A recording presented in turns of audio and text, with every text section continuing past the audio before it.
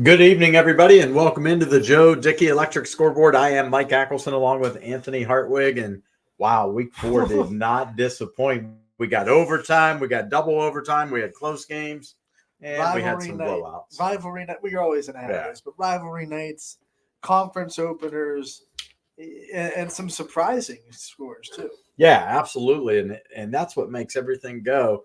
But you talk about rivalry night. To me, there's none bigger than the Battle of 224 between the Bulldogs and the Cardinals. We have Matt Romeo, who was on the call for that game, joining us here live on the Joe Dickey Electric Scoreboard Show. Hey, Mr. Matt Romeo, how you doing today, buddy?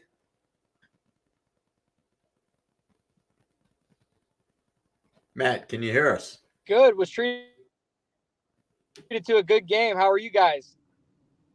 We're good. That was a heck of a game. Typical can Canfield Poland game. I mean, defense definitely shined in that one. Yeah, and it was, it was a story of two different games. You had the first and the third quarter. It was a pitcher's duel. It was a defensive showdown. And the second quarter, it was like they two fighters trying to fill each other out, right? In the first half, and then they got going in the second quarter. They turned around. They did the same thing in the second half, and we really saw some fireworks in the fourth quarter. It was a really exciting game. Take us to this last sequence. Canfield has a 4th and short. Poland gets to stop, and then they come up with a 4th and long. They get the catch, and they're just 1 yard short to give Canfield the ball back and seal the game. What was it like to witness that and to be able to call a sequence like that? I'm telling you, it was such a and to set it up. Poland's down 17-3. They drive down, they score with about I think just under 2 minutes left. They make a huge stop. They get the ball back, but Canfield turns around and now it's 17-10, 4th and 15, and you see Pano Zipolitis. He comes out of the backfield on a wheel route and just a perfectly thrown ball. Vito Camara floats it to him, but just a great defensive play. I didn't see. Yes. I want to say it was Panunzio that was on the tackle and just wrapped him up and held on for dear life and was able to get him down a yard short of the first down. Super exciting game. And Panunzio made a play. Making a defensive play at Canfield. That sounds familiar. He made a play they played before, right? To break up a really good pass that Poland would have gotten the first down on, right? Yes. And it was Oliver. Kamara had Oliver McCulley for a big gain. It was a perfectly, again, some nice thrown balls by Kamara. And every time he seemed to get McCulley open, there was Panunzio, or even, Scherer was another one. Jay Scherer in the defensive backfield that made a lot of plays for the Cardinals. How big a win is this for Canfield? Because it gets them even 2-2, and boy, they got a tough one looming ahead. I know Cheney, is 1-3, but it's Cheney, and they give Canfield fits. It was humongous. I mean, you're going into this rivalry game 1-2, and it was kind of a playoff game for Canfield. It was a must win. And, talking to, I do Poland Bulldog Weekly show, talking to them guys, they knew Canfield was going to come and give them everything they had because they knew that 1-2 record was deceiving. So just a huge win for Joe Ignazio and his team. Canfield, new quarterback, Enzo Coco. We've seen him growing up over our eyes. What do you see from here in week 4 that show you that he's keep getting better? Oh, the athleticism. That's a dual threat quarterback right there, and he could throw the ball. He had some nice throws over the middle, and Canfield's got a nice pair of tight ends. But back to Coca, he started out throwing the ball, but that opened up the run game right up the middle. He would just tuck it and run mostly. And one converted on a huge, long touchdown run. They trusted him a lot of that 4th down, too. I know it didn't work out in that particular play, but when I saw them come up in shotgun on 4th and short, and I was saying, well, they must be having a QB draw. They trust Enzo with that play. Yeah, and I think on the call there on that 4th and inches, I kind of said it right before the snap. I was like, you got to know where this one is going. And right. To Poland's credit, I mean, they really came up huge because it was 4th and inches, but just before that, it was a 3rd and 1 or 2. And so, And before that, Enzo was getting about 3 to 4 yards a pop running up the middle like that. So very impressive by the Poland defense. But that's a heck of that's a stud at quarterback right there that can run the ball. Let's look ahead for Poland real quick. What do they have next week, and how do they bounce back from this tough loss, first loss of the year? I did not take a look at the schedule. I know they are home next week, but a very we're going to see how resilient they are. I've talked about a lot this year about how in the middle of games they face adversity and they seem to come back and answer the call. They're a very well coached and disciplined football team. So I'm very curious to see a week of practice this week after a loss and see how they come back next week at home. They got to be ready next week. It's Hubbard. Oh, Hubbard, yeah, definitely. It doesn't get much easier then. Yeah, and by the way, South Range is looming 2 weeks from now. Yeah. Yeah. I think the key is going to be just don't let one loss turn into two. I mean, if you're going to lose to Hubbard, it better not be because you have a layover over the Canfield loss. Right. Well, and the other thing, Matt, when you look at what looms ahead for Poland, this might be the one loss where, boy, the coach can really draw their attention back in because they're going to have to click on all cylinders because Hubbard is playing some really good football right now. Hubbard looks almost unstoppable right now, both sides of the field. Yeah, they're going to have an answer for Hackwalder, the quarterback. Boy, is that going to be an exciting matchup because Poland's just got they've had this powerful run game all season long, and they've had this stingy defense. And they got some ball hawkers on that defense too. We had I'm trying to think. It was number 3. I'm trying to think who it was. He had a couple of picks tonight. One called back because of a penalty, but then redeemed. Got some redemption and got another pick that actually counted later in the game. So they got some good defensive backs, some hard hitters. And talk about Vito Kamara. He's another one of those hard hitters that comes up, as a quarterback, he comes up and hits pretty hard on defense. Yeah, Matt, that's a great game. Great call, buddy. You were treated to a great one. We wish you the best of luck next week, and we thank you for calling into the Scoreboard show. Thanks, Matt. Have a good one. Appreciate it, guys. Thanks for having me on. So that was a great game. He got the call. Yeah, we have another great game to talk about, and it's Christopher Colucci calling us here. Hey, guys. McDonald Western Reserve. Did anyone expect anything different, Mike? No, I don't think anybody expected anything different, but did you think McDonald would go for 2 the whole way, Chris? Yeah, so we actually had – so it was me and Capabianca up there calling the game, and then we had a Hall of Fame inductee tonight come in with us, Jeff Clegg, and we were talking during one of the timeouts. We're like, they're going to go for 2.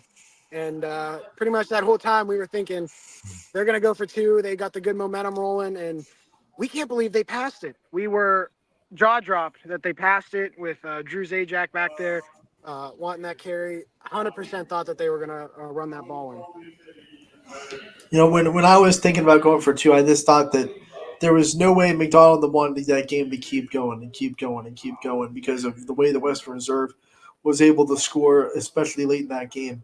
Do you think the sense of McDonald's side was just like, let's end this game here either way? Yeah, 100%. I don't think they wanted to give that ball back to Western Reserve because I think in overtime rules, I'm not 100% sure, but I think McDonald would have had the ball this first time in the second. Yep, it would have flipped. Second, yeah. And they did not want Reserve to have that ball with the kicker that they have and how their offense was just going on all cylinders. They just played an all-around great game. And Reserve at one point was down 14 points, which I think is a huge comeback victory. Yeah, that's what I was telling you here. I was watching. I'm like, holy cow, it's 21. They're up 2 scores. And the next thing you know, it's tied. You get to overtime. And you got to give Western Reserve a lot of credit. They did not look ahead to Lowville. They were really focused in on this game. Yeah, that's great halftime adjustments. Yep, I'm actually right now. I'm at Ben's outside. They're open late just for us, all the Western Reserve crazy fans that come out here. And talking to Coach Armini, he's telling me that he just installs in his kids every week that we're playing McDonald this week. Next week we can look forward to Lowville. Every single week it's who they're playing this week. It doesn't matter if they're playing an 0-6 team that hasn't had a great season. They're focusing on this game. They're not looking ahead. They had a fantastic game today. They were firing on all cylinders. It was. I'm still processing what happened because that 2-point conversion, we were holding our breath that they may have ran that ball in. Yeah, the way Drew Zajac was running, I thought I was with you. I thought they were going to give him the ball, let him run because he ran. It got the touchdown, right? Yeah, Drew Zajac scored the touchdown, and it was a lot for sure. They pulled a Pete Carroll. Yeah, absolutely. Everybody Yeah. expected run. Oh, I'll throw it. And Yep. my mouth dropped. I Hey, was if like, it- what? The I thing looked is, at Anthony. I go, what? Why? we know Coach Williams has been there, done that. Yeah. So I'm not going to question him. And if it would have worked, we would have been like, well, he's a genius. Yeah. So Nah, I think he tried to catch him at something that maybe he thought they weren't going to be ready for. And it just, Western Reserve, they scouted it great. They played it great. So they made the one play that counted. Yeah. Going into halftime, they had like a minute and some change on the clock, and they drove down the field. Pater threw probably a 40-yard bomb over the middle of Abrams, get him inside the 5, and they punched in a touchdown. Pater had 2 touchdowns. Darney had a 90-yard touchdown to open up the second half. It was one of probably the funnest games I've ever had to call. Good. Well, we're glad you had fun. We had fun listening to you back here. We just kept flipping on, and I'm like, this game's I said, it smells like overtime. Mm-hmm. And it was great. So great call, man. We appreciate you calling in. Go have some fun. I think you're getting ready to go join the Rowdies. Oh, yeah. Thank you guys so much. All right, man. We appreciate the call in. So Western Reserve has Lowville next week. Yeah. McDonald has Jackson Milton. Yeah. Those are both really tough games. And Yeah. McDonald, on the other end of that spectrum, has to come back from a tough loss. And Western Reserve going to be riding high all the way into Lowville. Absolutely no time to sulk on this loss. I mean, it's one. Give Danny Williams credit. He rolled the dice. He played to win. It just, the cards didn't fall the way he needed it to. But give Western Reserve credit. You're down by 2 scores and you storm back and you win that game in overtime. The momentum that's got. And then you also got to flip that coin to the other side. Lowville was in an absolute dogfight tonight against Camel Memorial, and a late touchdown is the difference there. Yeah, and the thing about this one too is it's 2 in a row for McDonald, and this is the one where I think all week the message is going to be finish. You got to finish the game because they had it won. They had this game under wraps. They had control of it. Western Reserve came back, so you got to be able to play 4 quarters of football in this conference. We see how good the MVC Scarleteers is going to be this year. So you got to play 4 quarters. Well, I'm sure Dan Williams will definitely be working on some things. The first 2 weeks, his defense combined 12 points. Mm-hmm. The last 2 weeks, they've given up over 20 points each game. So you know that there's going to be some emphasis put back on that defense to just get back to the basics, because that Jackson Milton team was clicking on all cylinders tonight. They literally, played a very good Mineral Ridge team. And it was back and forth for a while, but when it was time to put the hammer down, Jackson Milton absolutely did. And because it was funny, you and I are watching it, and all of a sudden I'm like, whoa, wait a minute. When did this become a 3-score game? Right. Wait, now it's 4. And it was like when it got away from them, it did. But give Jackson Milton credit. I think in that game, Jackson Milton took a very young and a team in Mineral Ridge was trying to find their identity. We talked all about it in the preseason. They lost Ian Herb, who was about for 80% of their offense. I'm just throwing that number out. I have no proof. That's not a stat. Don't go to the bank with that. But, you lose Ian Herb, and then all of a sudden you have to try to find an identity on offense, and I think Jackson Milton kind of exposed that tonight. Well, and here's what gets even better, Anthony. We talk about the meat grinder that the NE8 is. When you look at this conference with McDonald, Lowville, Waterloo, Jackson Milton, Western Reserve, Camel's now in it. Like, all of a sudden, you've got another whole just meat grinder of a conference where you better be ready every week. We've got a little guest joining us in here. Yeah. Listen, when Dave Rock calls me specifically out of the blue, and he says, "Hey, buddy, just wanted to thank you."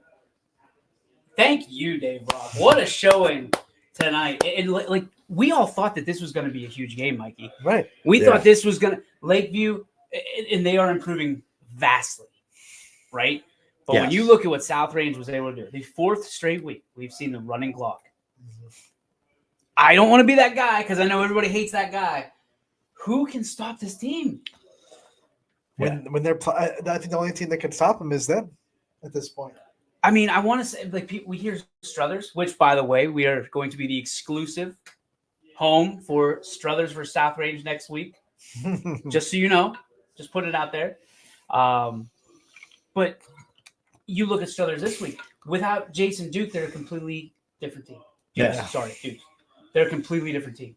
So do we see another one next week? I don't want to give too much bulletin board material, but you have to ask yourself that question as a fan of high school football is, can Struthers establish the run?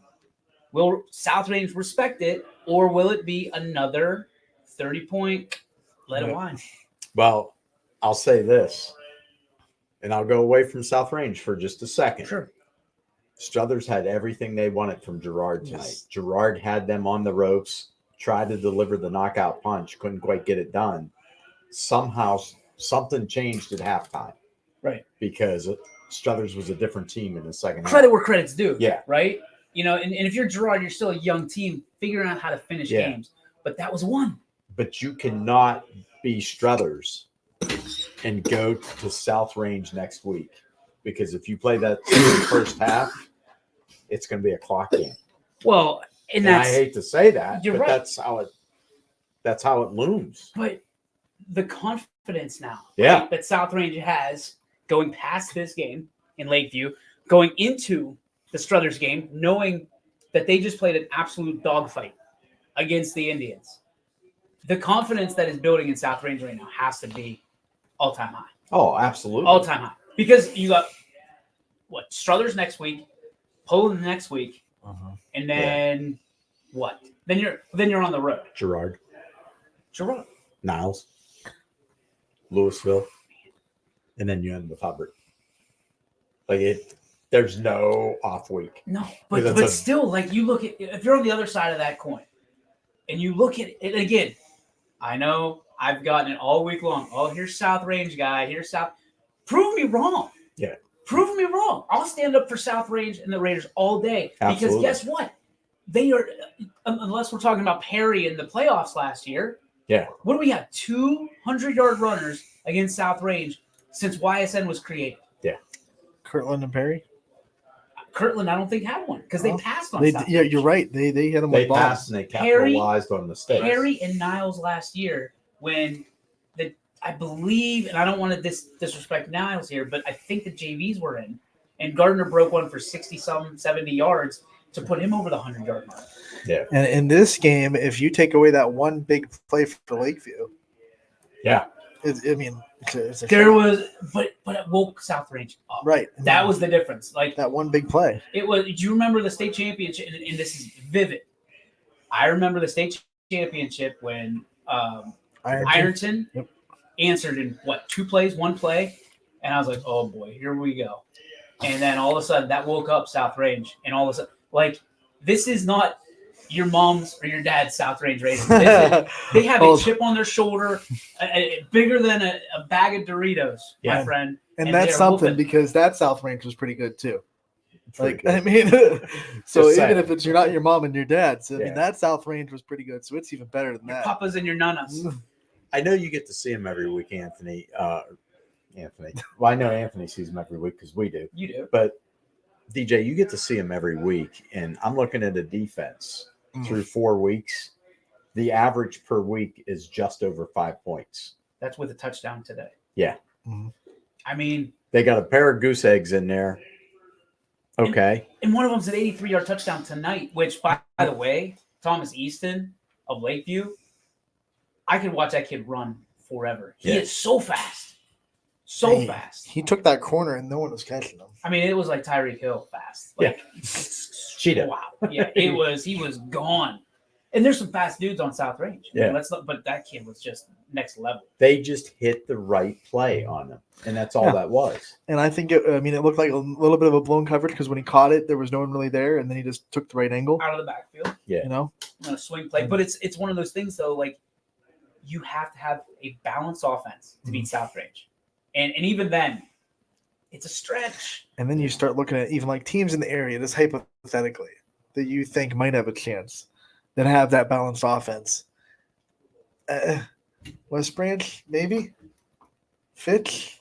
I But would want Fitch to. is running. I would pay pay-per-view money to see West Branch South Branch. A real battle, like a real game. The referees aren't because West Branch, they beat them pretty good in a scrimmage. Yeah.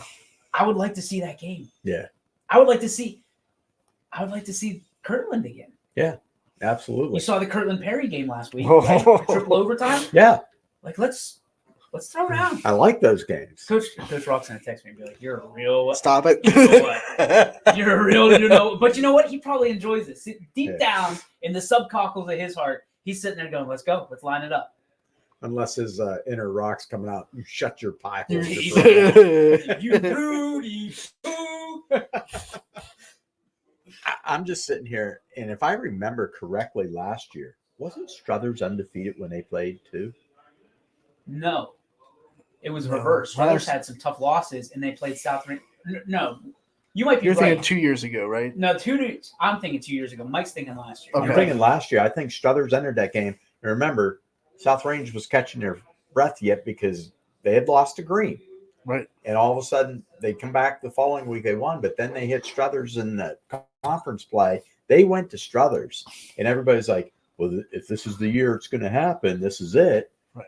And they went into Struthers and said, I don't think so. I Well- really think, at the end of the day, I really think that this is going to be a really good matchup. I think it's going to be a great game. I've said it all the time. Every time in the conference, we see a team that's everyone thinks it's going to be that team against South Range. That's the game that the Raiders play the absolute best. I mean, we saw it with Gerard that one year, and then we've seen it with Hubbard when they had TC Caffey, and Poland had a couple of teams that everyone thought was going to Do be you remember how many yards TC ran for? 40 something. Yeah. 40. I I want to say remember- 43. I remember the bulletin board that week. Oh, wait till TC Caffey gets a hold of you. And I'm not downing him at all. He was a good back, great back. D1. Yeah. But the Raiders knew how to stop him. Well, I will tell you this. And this is a statistic I like to bring up when people talk about how subpar the Raiders were and how everybody talks down to South Range, which is why that's why I like talking them up. I like talking them up because they're the ultimate underdog. TC Caffey ran for more yards against the University of Toledo than he did against South Range in one play. Yeah. So I know it's apples to oranges, but it's the same guy. I'm just saying. Yeah. That'd probably be in my locker room somewhere. But like again, I think it's old hat. We get so used to seeing the Raiders, win, and then everybody. It's the same. It's the Patriot problem, as I like to call it, because people are like, oh, here we go, DJ's on the air. We're gonna talk about South Range, but you know what?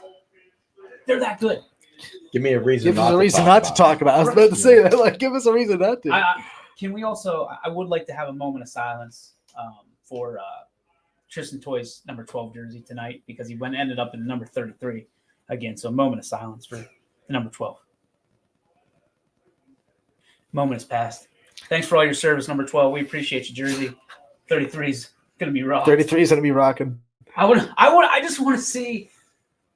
Tristan wants the number 29. I want to see what kind of negotiations happen inside the Raider locker room to get the 29, if that's the case. You can pay me for my jersey. Oh, wait, just say he's going to fly in, swoop down. You said what? But also, what a night, guys. What a night. Unbelievable coverage across the network. Oh, I mean, some of the best games we've seen in a long time. that's what I said to Anthony. I said, not only did we get overtime, we had a game go to double overtime. Yeah. We had games go down to the wire. And Poor Salem. you got poor Salem.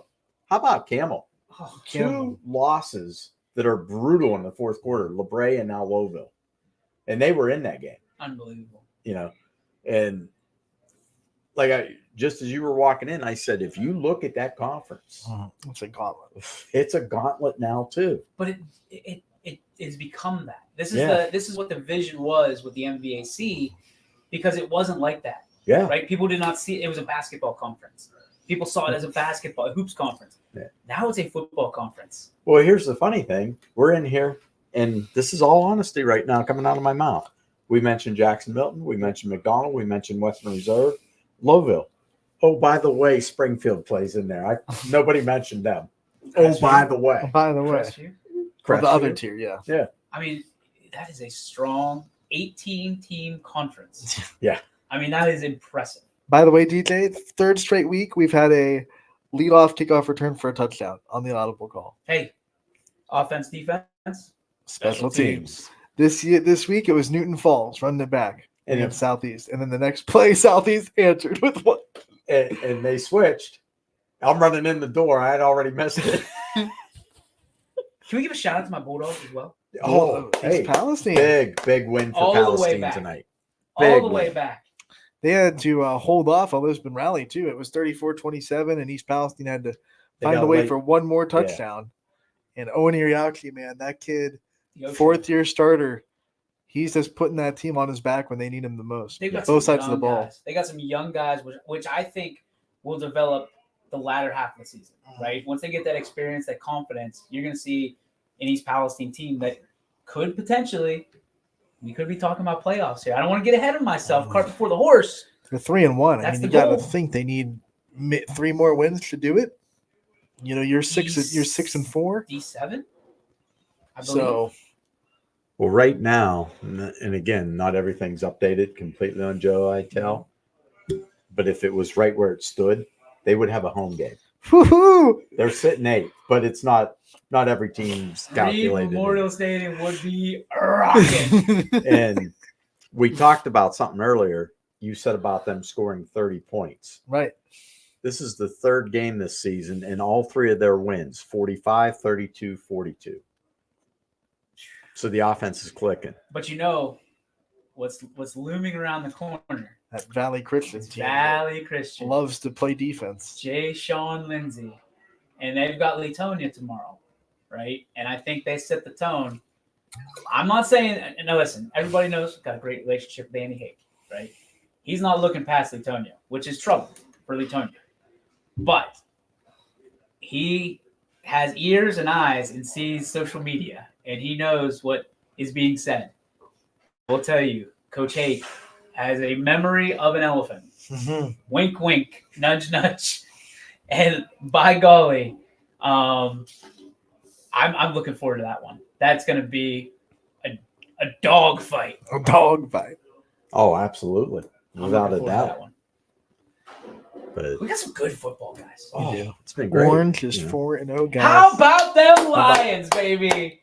4-0, and that was a tough game for them because they had to go into Ashtabula County, Yep. all the way up to Conneaut. Yeah. And Coach even said that last week. He says, we have to be ready.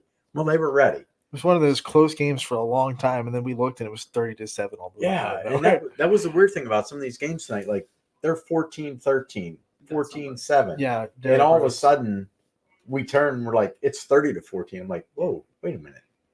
What happened? Last thing I saw, the band was on the field. Hey, tonight was for America, boys. Let's America go. first. Appreciate it. Especially, that halftime show at Wyndham. We'll talk about that. Yeah. But first, we have to get to Derek Rhodes. Good Derek evening, Rhodes in the gentlemen. house. Hey, Good it's our annual weekly talk with Derek Rhodes. We love it. Absolutely. Welcome back. It's week 4. What a great night. Whew. What a Great great night night. I in the just wanted to UAC, jump in right, there. Derek? Absolutely. I just wanted to jump in because I heard DJ, the South Range guy, talking about Palestine. So the Eagles get back on the winning side tonight after a rough one last week. Yeah, they actually played very well. That was a tough game for a while, Derek. Columbiana hung in there. Yeah, Columbiana, hats off to them guys. 12 seniors, 1 junior, a lot of young talent for them guys. They played with heart tonight. 28-7, they should really hold their heads up. They stopped United on 2 different drives, turnover on downs. So they played well. So let's talk about that bounce back. You brought it up. You know, it wasn't an easy week. I'm betting in practice for United. What did you see improvements on the field this week from last week? They dominated up front. They put Ellison and Wood and had them going downfield all night long. Crestview last week did the same thing to United. They weren't having any of it tonight. What are you seeing out of United? We're so used to, like, there's always been that guy, but it seems like they're spreading things around on that offense. Absolutely. So Coach Ogilvy is very good at showing you something new every week. So enter Thomas Wood, the sophomore quarterback, gets a couple snaps tonight. And why not have Parker Newburn, who led the team in receiving last year, be a receiver? So, yeah, another wrinkle for the United offense tonight, and I think we'll be seeing more and more every week. I do have a question for you. Now, this is off the wall. Yes. Every year, DJ Ogilvy, they make a T-shirt, and it's just a bunch of jumbled letters, but it has a meaning behind it. Have you seen it this year? I have not seen it, but I will do my best to get to the bottom of it for you, Mike. Yeah, I want to know. I want to know what it means. And Coach used to rib me because I would literally walk in, whether it was at United or at Boardman, I'd be like, "All right, give me a hint." And he goes, "No, you got to guess." So I want to know the letters, and then I'll start guessing with them. Absolutely. Homework. This is not a problem. It'd be my pleasure. As you can see, I got my United Gridiron Club. They have indoctrinated me down there in Hanoverton. I am one of them. You are one of them now. That's right. You in. Absolutely. Absolutely. And that's okay. That's yeah. okay. I'm a Columbiana County guy. I love Hanoverton. I'm on board. Like I said, in week 2, the train's rolling. Here we go. Totally agree with you. Derek, let's talk about the next week and the season going forward in this tough looking EOAC. Yeah. What's United got to do to stay consistent, you think? Well, so Southern is going to try to do what United did tonight, and that is they're a wing T team. They're just going to run it down your throat, try to dominate between the tackles. So it's going to be a slobber knocker, if I could say so myself. Who's going to win the battle at the line of scrimmage is probably going to be the guy who comes out on top.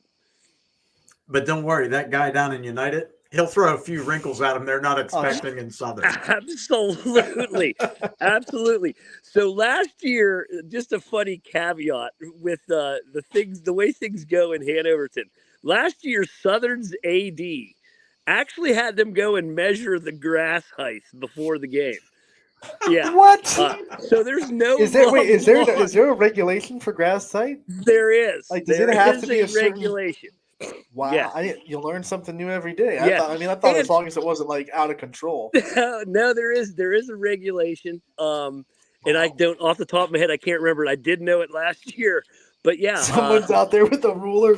Well, Yeah, I'm telling you, you're off by a centimeter. This could be a thing. I don't know.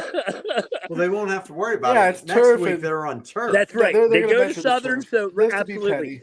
That's Or do absolutely. they measure the rubber balls that are underneath the turf because they're only allowed to be a certain amount? Right. Just to be petty. They're gonna go out Yeah, there with what kind of rulers, be like, this turf is gamesmanship, kinda- right?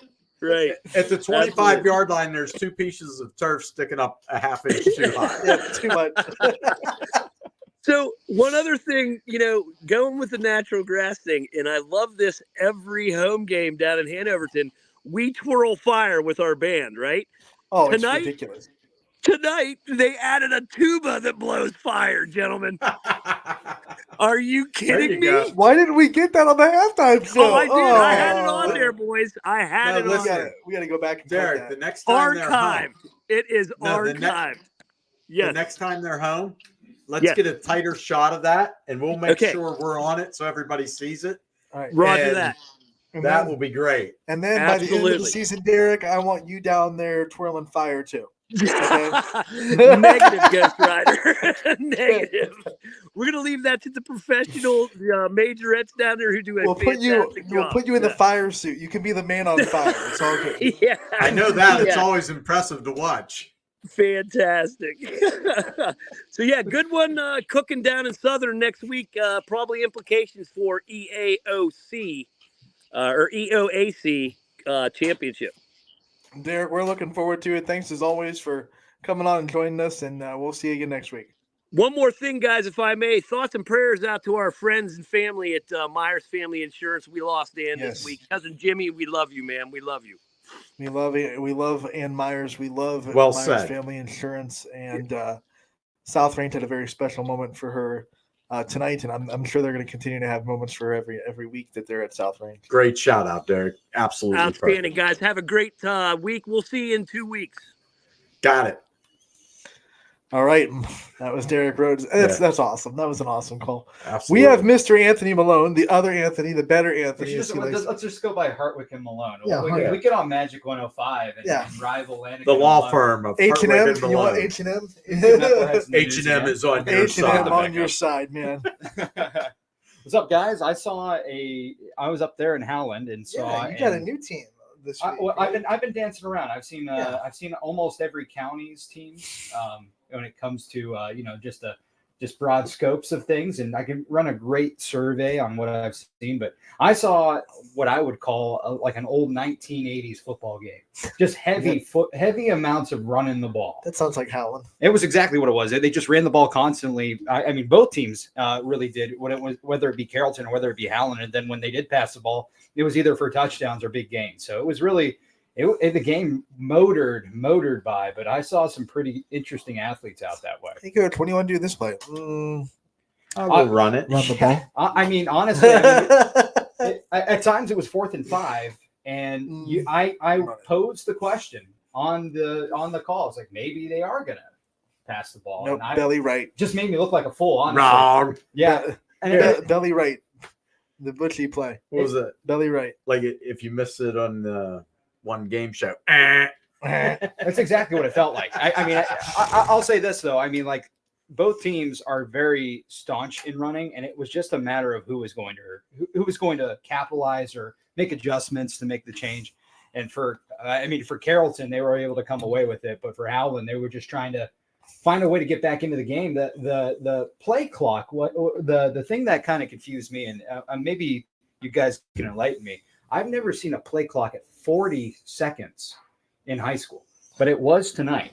So I was kind of fascinated by that at the high school level. And I think Carrollton just took advantage of it. And Howland just kind of ran out of time. Well, yeah, because I thought it was 30. I thought it was 30, at least 35. Yeah. I never knew a maximum beyond that. But if you set that at 40 and you've been running at 30, 35, you can sit there and you're just literally eating every 4 plays. That's 40 seconds. That's more. exactly what it felt like. And straight to go to the huddle? Yeah, I think so. Yeah, it really was more. It felt like tiny timeouts. Yeah, and to the point where, I would say that's what did Howland in. It wasn't so they won the turnover game, they almost won the special teams game, and they were doing okay in penalties. So usually, if you meet those 3 categories, you're going to come out the victor. So I'm looking forward to next week for them. They're going to head off and play, of course, a very tough West Branch team, which is not exactly when things get tough, they get harder, I guess. But, nevertheless, hoping for the Tigers next week to make some adjustments and make a decent matchup for both for our YSN team. So when you play that style of offense, you're not built to come back. So if you go down early, you're putting yourself in a really tight spot. But it's been a rare time since I've seen 2 touchdowns scored in the final minute up until halftime. But we saw it tonight with 2. Both Carrollton going in with 55 seconds, and somehow after 70 yards, they got in the end zone for Howland to get and being a passing play. So go figure. Well, hey Eric, late in the game, didn't Howland have a really nice drive going, and then they ran out of time. It just felt like what was happening was they were moving the ball, and then they got stopped on a run, and things just kind of didn't work out for them. So. That's a tough one. I mean, because they started with such a big rivalry win over Niles, and then it's been 3 tough weeks in a row. But then again, you've played Poland and Hubbard, and now you play a Carrollton team that's sitting at 500 after 4 weeks. Right, and I think when you get right down to it, their schedule never ran out of time to get an. I'm not going to say an easy win. It's really tough to do that in Northeastern Ohio in general to just get an easy win. But they didn't. They didn't have any type of situations where they were going to thrive, uncontrolled. Yeah. And that's what I saw. So what do you see out of them? Because I think Howland's a pretty young team. they're a pretty young team when they get right down to it. But like what I saw a lot from them is what they do well. Mhm. And what befaulted them this time was just little minor miscues. But with the young team, they have a solid running back. They lean pretty heavily on Hunzo, but when you get right down to it, they can go to anybody and they don't seem to mind. It just they want to go to their playmakers. Yeah. And I really was impressed with them on defense for what they were able to stop and contain, because it seemed like Carrollton was pretty great when it came to that. Like their senior quarterback, obviously having 3 touchdowns, he knows what he's doing, and they just couldn't contain him. Yeah. Carrollton's going to be a problem in the EBC. Yeah. Because they slow the ball game down, and if they get a little bit of a lead and they're able to eat that clock like they were today, I don't care what kind of offense you're playing on the other side. If you limit possessions, you're Well, going to not only that, if Carrollton's in 3rd and 4th and short, they're going to just pound on you. Yep, They're 4 down going to use territory. every second of that clock and just pound. Last thing I can think of, and this is just me trying to catch up to the games. I want to kind of hear before I go here. What were your surprises tonight, away from Carrollton, away from any other games? And you may have already kind of brought it up by now. One of my biggest surprises, we're going to talk about it here because Matt Maher is on the background, but like the fight that Gerard gave Struthers, I think we thought that was going to be a game where Struthers was, at least on paper, the favorites, and Gerard really gave them a heck of a fight, and Struthers won in the end. Mike, what about you? What was your biggest surprise? There were so many scores. I'm trying to write through them all. Right. in my brain. Well, Camel was in position again to win, but really? couldn't close the deal. Yeah. They had a chance to tie the game with an extra point. He gets blocked. Lowville gets a touchdown. They had one more possession, just couldn't get it done. The Canfield Poland game lived up to the 224 hype that it always does. It was just a slobber knocker. How about the Garrettsville Garfield? Yeah. They lose pretty bad to Warren JFK. JFK loses to LeBray, but then Garfield comes and beats LeBray this week. So Yeah. who's football, the right? your team, right? Yeah. So like, who are you trying to figure out? I think LeBray caught a really good week against JFK, and props to them. But I think Garfield in this league, when they get in the MVAC play, they're a different Garfield team because they're protecting the conference championship and they're protecting, going up and repeating as the MVAC big dog. So I think Garfield, although they did have a pretty tough one against JFK a couple weeks ago, I'm pretty sure they're going to be a different monster when it comes to conference play.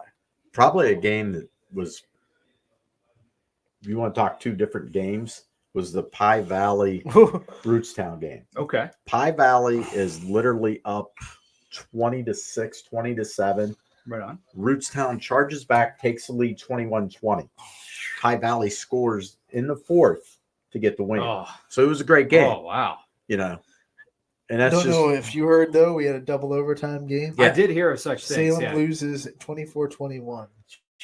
Yeah, that was a great Yeah. game, but I think the game of the night's Western They Reserve had the McDonald. game-winning field goal get blocked in overtime and then lost in double overtime. You're sitting in the booth trying to watch your own game and try to keep up with a fast-paced game when it's a rush game. Yeah. The game only lasted till about 9 o'clock, 9:15 anyways.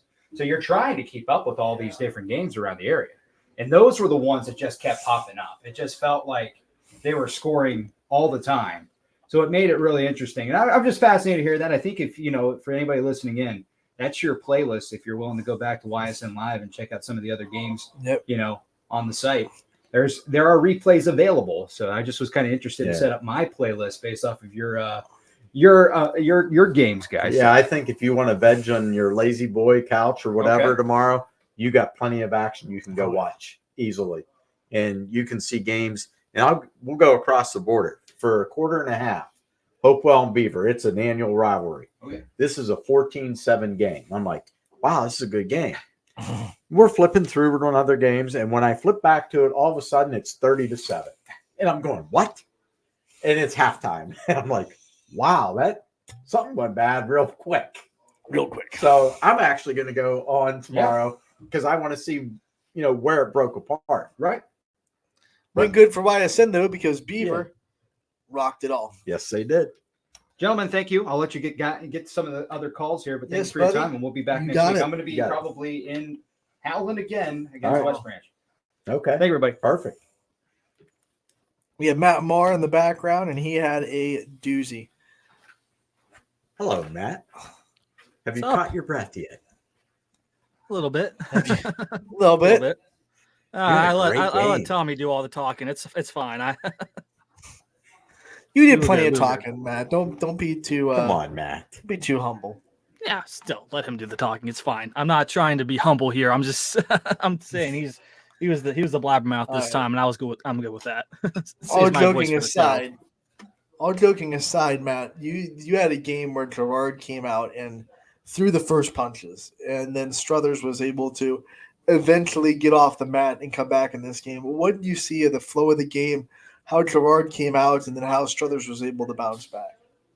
I mean, the flow of the game. I mean, Gerard came out like they did against West Branch and scored first off of one play, which was, I mean, I wasn't expecting them to do that again. And it was the same culprits again here when it comes to Dominic Talone passing off to Nick Rafferty for another insanely large touchdown pass.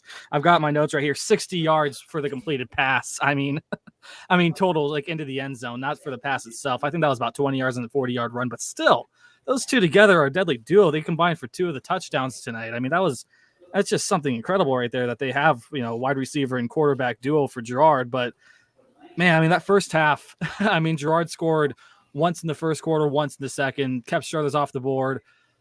But I mean, I don't think that they were great by any means in that first half. That being Gerard, Struthers was still right there. It was a lot of turnovers. And I'll be honest, and if you ask anybody in Struthers too, they'll tell you and they'll say things a lot less nicely than I will, that the refs did miss a few calls as well. But, I mean, that's high school football. It's going to happen. So it is what it is. And you roll with the punches, and it obviously didn't hurt Struthers in the end. So, but that first half was a little sloppy on both sides. Gerard came out on top, 14-0. Then you go to the third quarter, and Struthers, it didn't take long for them to finally get something on the board there. They're amazing. I can't remember. I think he's a running back. I'm trying to remember his name right now. Number 4, I've got the roster here. Devin Bram. Yeah, they called him Bam Bam, and for good reason too. That kid's something else. They couldn't stop him. Nickname. That's great. Stop that kid in the second half.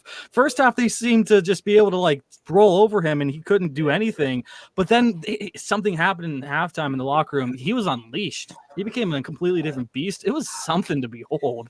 I mean, for a high school kid to do what he did, I mean, he was just rushing through guys. There was a play. They got a first down. He was hopping on one leg, being held down by like 3 different guys, and he still got there 3 yards away. I'm just thinking, what is this guy? So, I mean, that was incredible to watch. He had 3 of the touchdowns, 2 of which came in the third off of a 9-yard run and then a 3-yard run. They missed the point after on the first touchdown. No big deal. They got the point after and the second one, and then they went for 2 in their third one, which came also in the third quarter as well, which tied it at 21 apiece. It was 14 to 14. I'm trying to, I don't know right now. It's late. I'm a little fried right now, but no, I mean, the second touchdown came in the second. See, I'm fried. The third touchdown for Gerard came in the Take third. a breath. I need to get some water or something. I'm just trying to think here really fast. It's all just come back to me right now, so it's going as fast as that game did. No, but Talone and Rafferty again. It was a 39-yard touchdown, another passing play in the third. That gave them the lead, 21-14 at that point. Then it became 21-21, and because they got 2 points off of a 2-point conversion after the third touchdown for the Struthers. And then it was all the Cats in the fourth quarter. They just dominated possession. They played it smart. Didn't rush it at all going down. It felt like they did because the game was just going that way. But no, they played it smart, had good possession in that fourth quarter. And Gerard also made some mistakes as well and finally got called on it here. And they got a 1.5-yard touchdown that ended up sealing the game.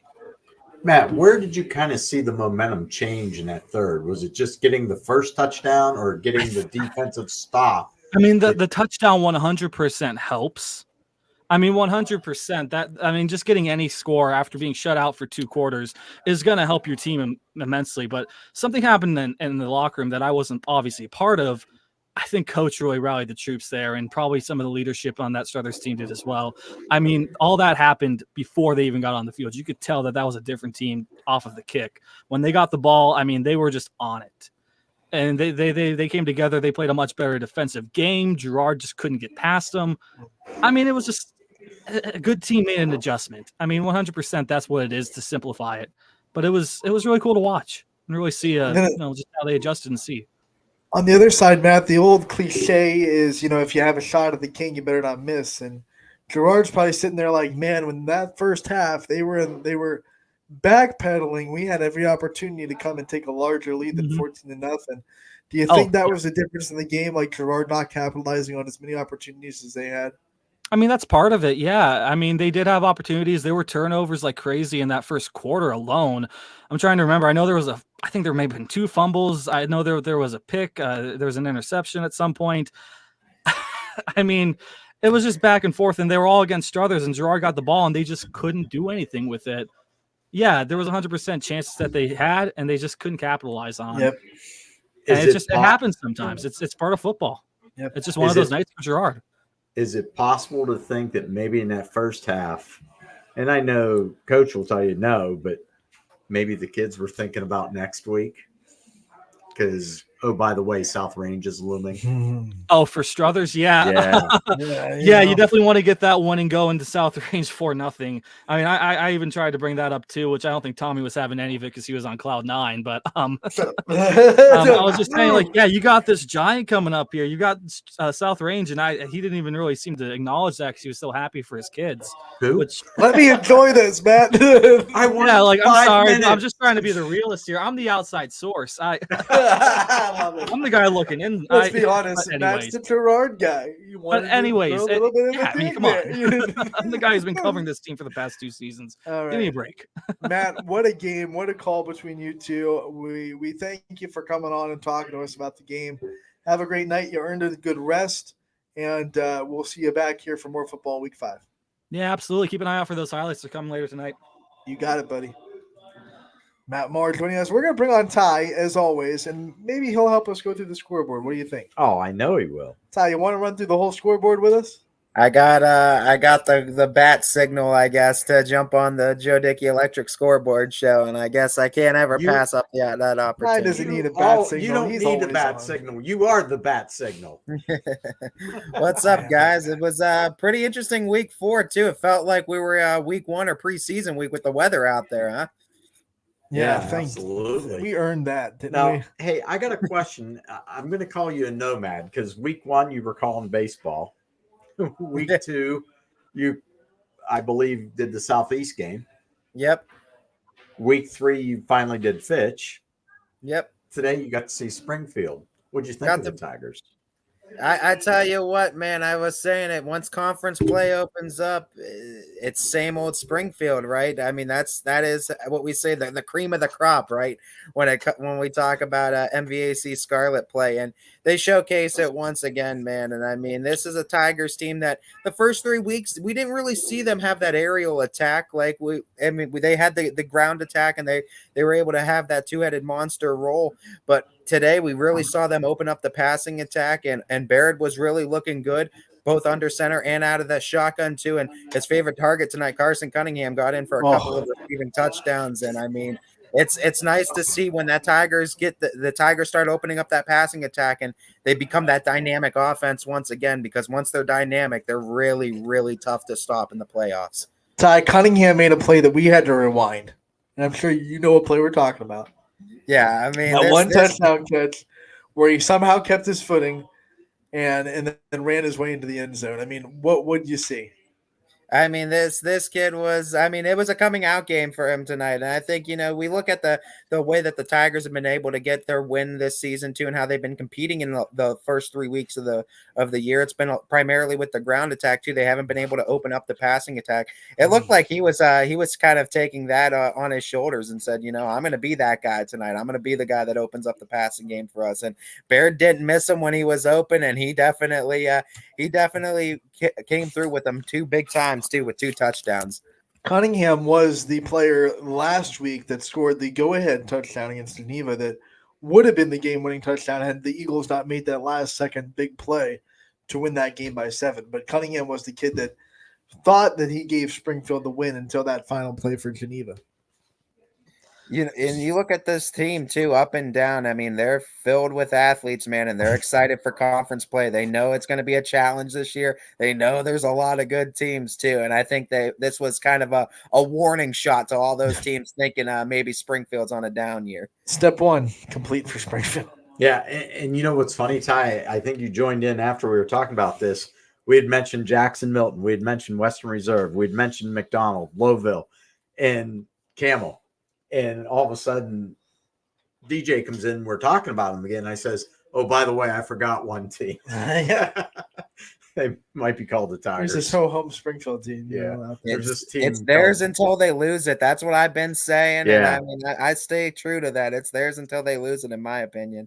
And they honestly could be 3-1 right now. They gave Oh. Geneva everything they could handle. Right now, Louisville is the reigning champion. So Yeah. it's I know, technically and I really don't discredit Lowville too, but I mean, Springfield comes in as the favorites, and I feel like they do every year. And I mean, that's no discredit to Lowville. I love what they're doing over there in that program too. But you just look at Springfield's success, not just recently, beyond that, it's theirs until they lose it for sure. Coach Guerrero now 2 wins away from being the all-time winningest coach in Springfield football history. This just in, he's pretty good. He's pretty good. Yeah.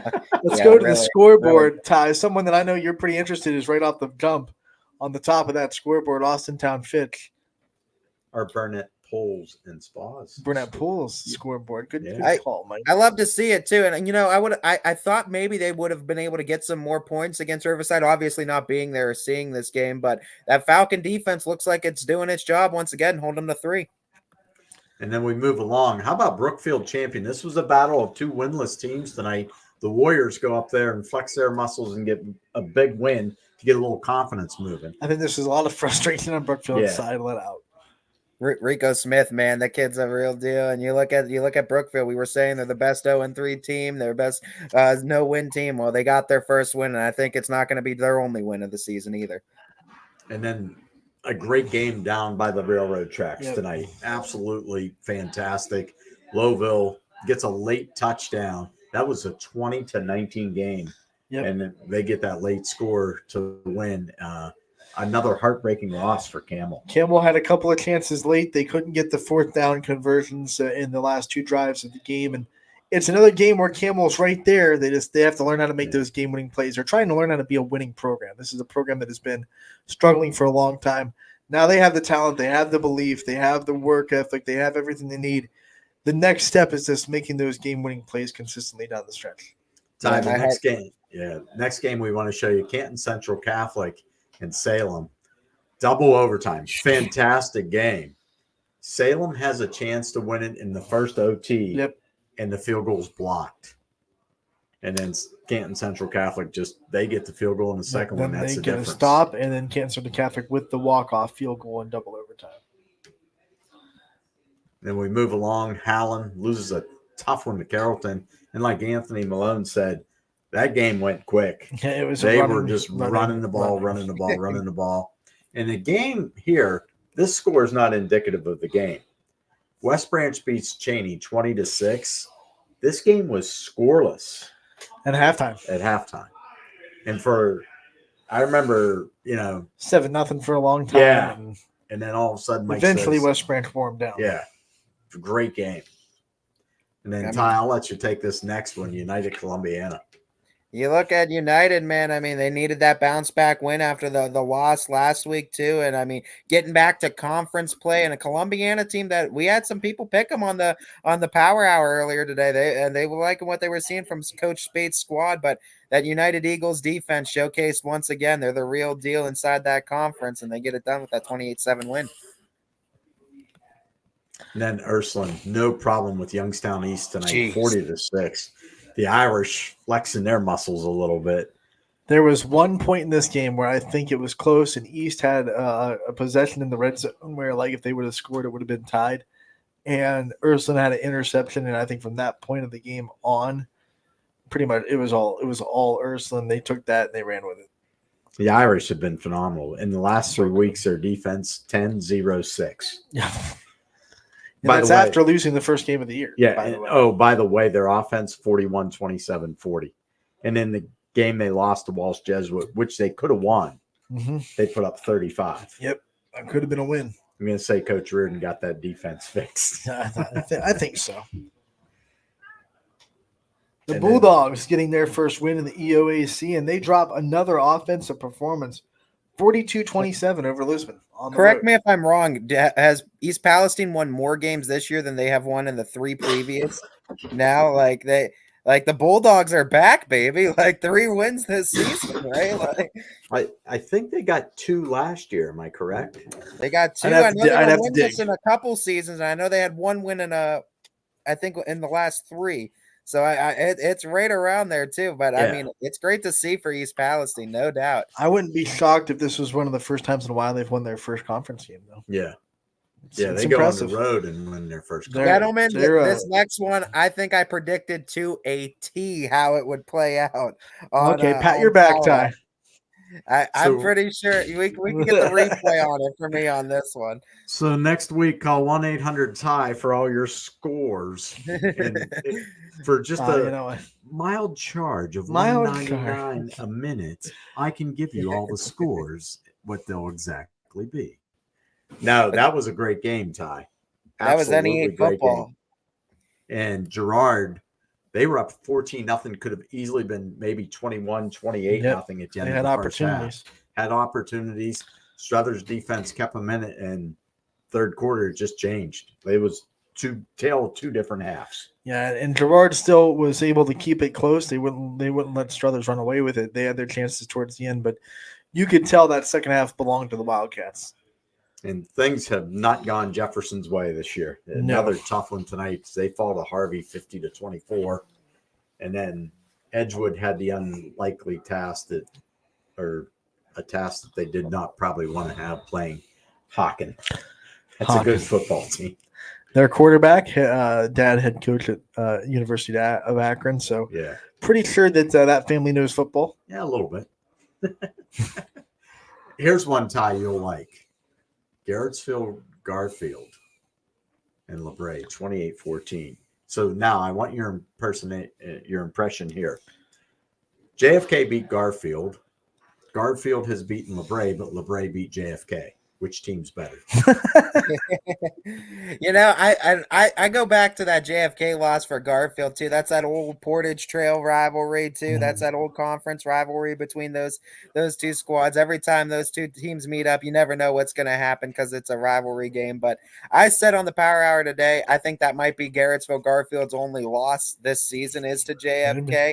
I think they go 9-1 the rest of the way through. I could be wrong, who knows? But I think it's still their conference to lose, and they showcase it once again. And that's a very, very good LeBray team too. And I expect LeBray to win a lot of ball games this year too. Still, I think the glimmer of hope for the league is usually, in Garrettsville Garfield's past, last 5 years or so, this would be a 45-2 or 45-7 blowout. So you're getting closer. The gap is smaller.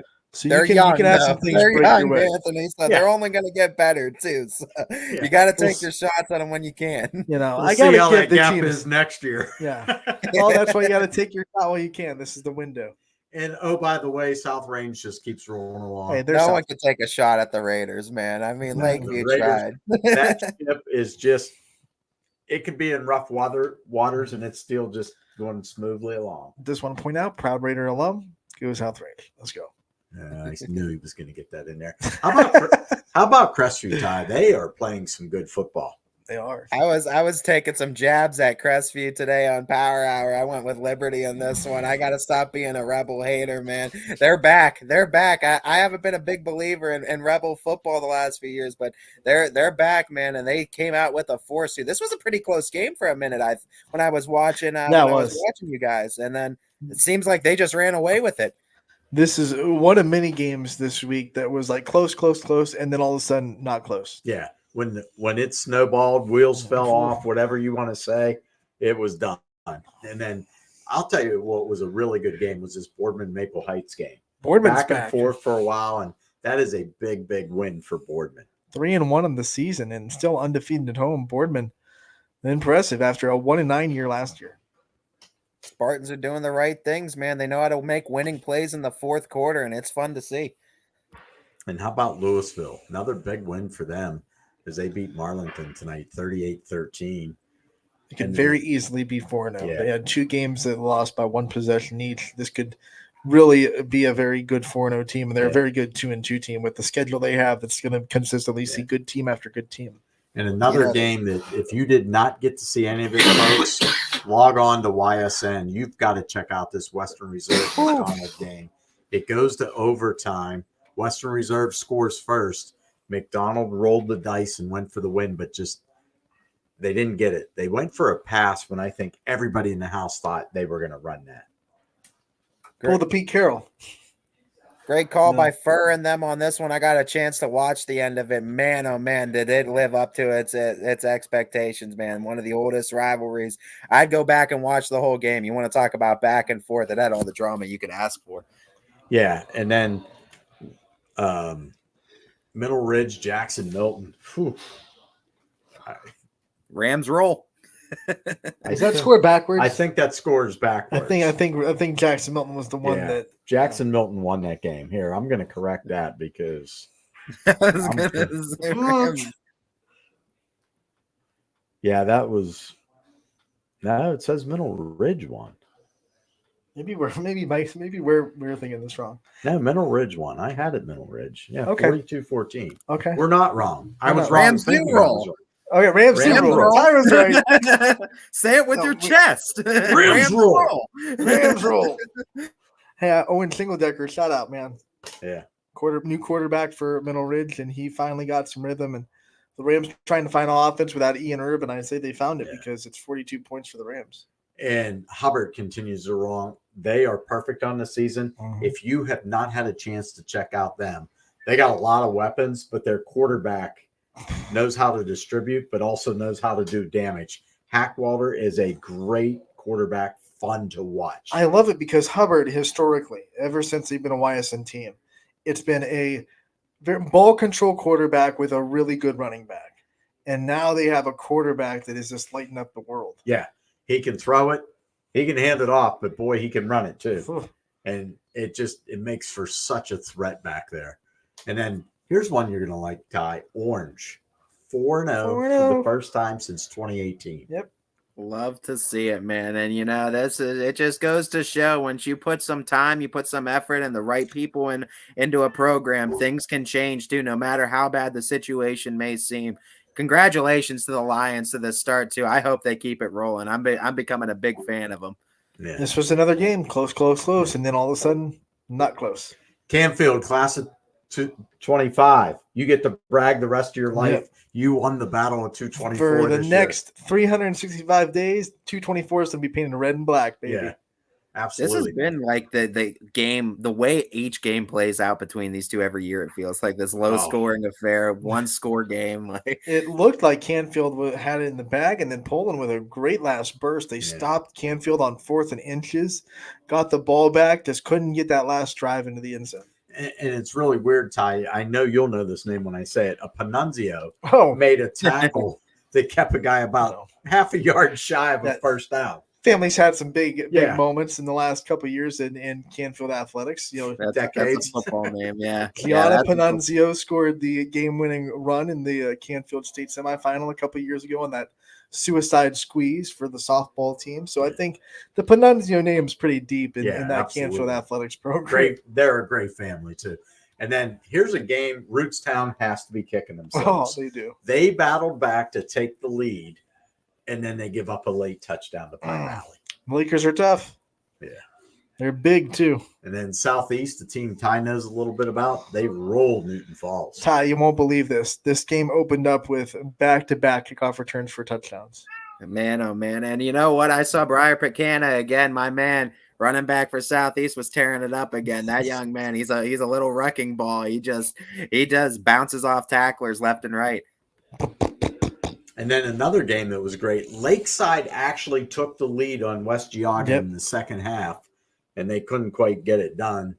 So I think I missed. Yeah, you skipped a row, but that's okay. We'll go to Wyndham and Tusky, which Wyndham won by a lot. Flex bombers and keep on flexing. I love what Jack Eye's doing, and I love my man Jake Eye, coach over there for the. We do want to give a shout out to Wyndham though. At halftime, they did something really, really cool. They honored veterans, all the armed forces, all branches. They honored that. And they honored canine dogs. Yeah, service dogs. They had a fundraiser for service dogs. They were raising money because as always, as everyone knows, it costs a lot of money to train those service dogs. It takes about a year to get them into shape to be a service dog, and that costs them some pretty good moolah, as they would say. So we saw dogs on the field, which is always awesome. You always want to see dogs everywhere. They were all good boys and girls, and what a great halftime show. If every halftime show featured dogs, I would watch every halftime show that ever was. We'll note that, Ty. Yeah, There's we gotta dogs, we get know dogs up Anthony's there. Yeah, for watching. Anthony. if the Super Bowl had a halftime show that was just like the Puppy Bowl, I'd be all for it. Warren JFK, no problem bouncing back from their first loss. They go on the road and they hand one to Grand They were Valley. mad. Yeah. Very mad. Poor Grand Valley. They They're took like, it. we have to play JFK now. Why? Why? And then another good game, Southern Wellsville. Tight game for a while. Southern, couple late touchdowns. Big turn point is a pick six for Southern Local that put them up by 2 scores. So, and then I mentioned Lakeside actually led that game, let that one slip away.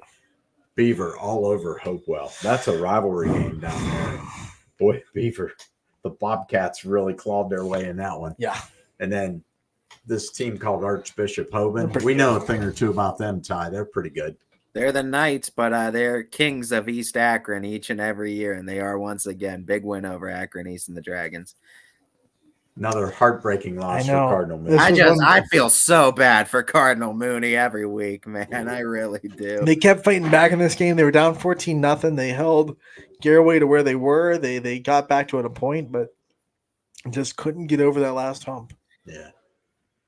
Watch out once they win a game, though, because once they figure out how to win a game, man, I think Mooney could start putting the pieces together. Just wait until they win a game. And then they'll get things rolling. Mohawk falls to Elwood City 41-34. Mohawk's been in a close game every week, Mike. Yeah. And they've been on the wrong end of a couple and the right end of a couple. Yeah, and that's been tough for them. And then our last score, Edison over Oakland tonight, 51-6. Edison just keeps rolling along. Rolling. The Edison Wildcats. Our man, and Coach Colopy, man, he does good work over there. He knows how to win with programs. We've had a lot of good conversations on Running Point with Coach Colopy, and he's a friend of the show and a friend of YSN, and we're glad to see him have success. So now that you saw all the scores, any surprises there, Ty?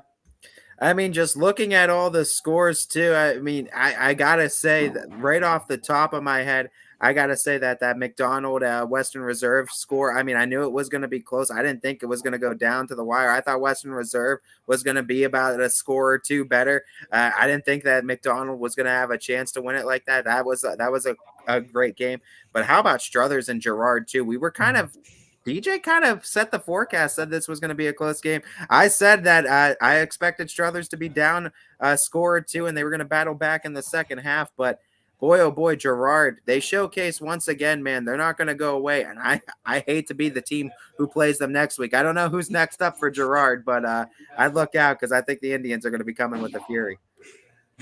Yeah, and I think they play in Arrowhead next week too. Yeah, and that's a tough place to play. That's not easy to go and win. Let me look here for you real quick, and we'll figure that out. But while you're looking that up, though, Mike, I mean, it sets up this big matchup now, South Range and Struthers, right? Like, we feel like we could finally talk about it. The coaches are going to talk about it. The kids are talking about it. This has been one of the best games in the NE8 conference the last 2 years, and I expect much of the same going into next week between these two programs. Struthers is probably saying, don't talk about it. Let's just have it a whole under the radar game. Because every time we talk about South Range being tested by a team, that's the game that South Range really shows up in. The problem is we need to hype it up, but if you're Struthers, you can't be hyping this up in your mind because the Raiders aren't looking at this as a hype game. They're looking at this as business as usual. But the Raiders are going to hear a lot of people say all week that, this game is going to be close, and then they're going to be like, we'll show you. We'll show you what it's like to get to the halfway point of the season. Girard goes to Pie Valley. Ooh. And Pie Valley, I've been saying, is the best school in the 440, but it might be a tough week sledding for Pie Valley. Girard does really well notoriously against the Nashville schools. Girard's going to have to deal with the size because Pie Valley, big boys down there. Yeah. Yeah, absolutely. Up there, I should say. Yeah, the farm boys. Yep. Not down, up. Up, down, north, south, You know. east, west. It is what it is.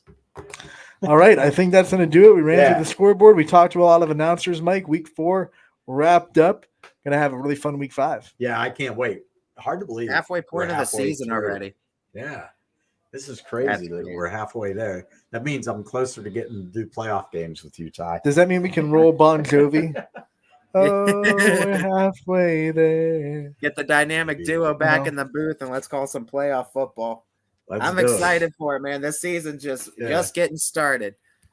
Yeah, absolutely. Hey, we appreciate you hopping on, man. You know, we don't have to give you a big why up in the air for you to call.